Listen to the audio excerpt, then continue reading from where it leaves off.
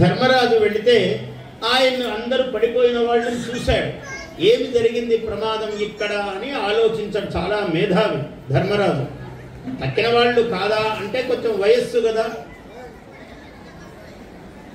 ధర్మరాజు ఆలోచించాడు, ఏదో ఇక్కడ ఒక విశేషం ఉన్నది, ఏమో అయింది వీళ్లకు అని గ్రహించాడు.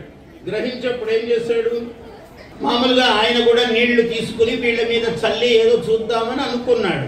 ఈ మహాభూతం మాట్లాడింది, ధర్మరాజా, గంభీరముగా కంఠం వినపడ్డది.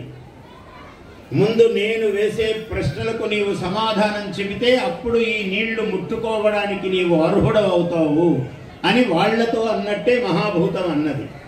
అంటే ధర్మరాజు అన్నాడు, మహానుభావ, నీవెవరో శరీరము కనపడ్డం లేదు, నీ స్వరం మాత్రం వినపడుతున్నది, కానీ ఆ స్వరము ఎంతో గంభీరముగా ఉన్నది.